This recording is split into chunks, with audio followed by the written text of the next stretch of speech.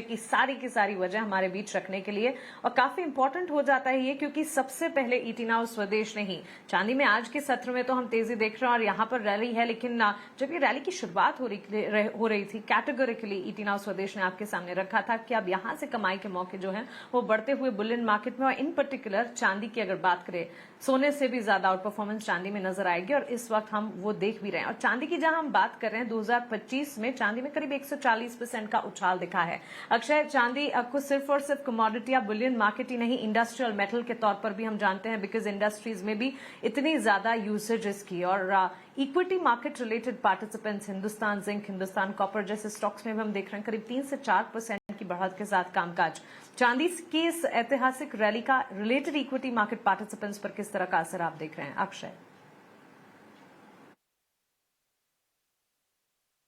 जो चांदी में तेजी है, इसका rub off effect clearly metal space में दिख पा रहा है। और स्पेसिफिकली आप यहाँ पे हिंदुस्तान जिंक को देखें तो 605 जहाँ पे करंट मार्केट प्राइस ट्रेड हो रहा है, उस इस स्टॉक ने एक अच्छा खासा पोजिशनल स्तर पे इनवर्स हेड एंड शोल्डर, जो एक बुलिश लॉन्ग टर्म पैटर्न है, इसका ब्रेकआउट 550 के स्तर पे ऑलरेडी बन चुका है, जिसके चलते वापस ऑल टाइम हाई लेवल 750 के करीब हिंदुस्तान जिंक आपके लॉन्ग टर्म में जाने के संकेत हमें मिल पा रहे हैं। तो सबसे बेस्ट जो अगर स्टॉक को आपको इस क्षेत्र में चुनना है पर बाय एंड होल्ड करके आपको चलना है, तो हिंदुस्तान जिंक रहेगा। टेक्निकल सेटअप काफी मजबूत है और 750 एक ब्रॉडर टारगेट जो पोजिशनल या 6 मंथ प्लस टारगेट होगा, उसके लिए आपको इस स्टॉक में बने रहना है।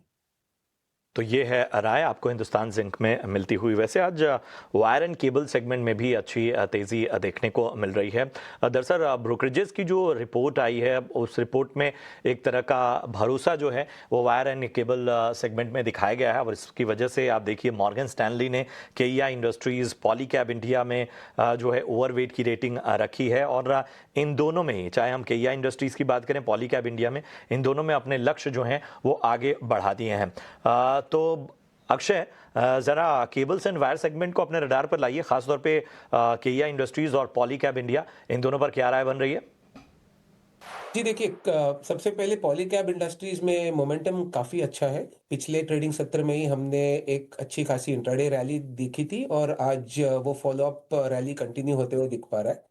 तो फिलहाल अगर आप शॉर्ट टर्म ट्रेडिंग के टारगेट्स देख रहे हो तो करीबन 17,900 ये एक पॉसिबल अपसाइड टारगेट जोन है। ये एक माइनर रेजिस्टेंस है। ये टारगेट सिर्फ ट्रेडर्स के लिए, बाकी लॉन्ग टर्म में अभी भी बाय एंड होल्ड करके चलना है। दूसरा स्टॉक जो आपने मेंशन किया वो केईआई इंडस्ट्रीज है, जिसमें एक पॉसिबल ब्रेकआउट की ओर जा रहा है। लॉन्ग टर्म ब्रेकआउट का एरिया करीबन 4800 है और शॉर्ट टर्म में एक 4450 का एक ब्रेकआउट जोन है। तो कुल मिला के फिलहाल स्टॉक 4800 तक जाएगा और वहां पे एक क्रूशियल लेवल रहेगा जो डिसाइड करेगा कि लॉन्ग टर्म में कैसे ये प्ले आउट होगा। तो 4800 टारगेट से आपको बने रहना है। केईआई इंडस्ट्रीज में पॉजिटिव आउटलुक है और एक 4200 सपोर्ट जोन है जिसके नीचे आपको स्टॉप लॉस मेंटेन करना है।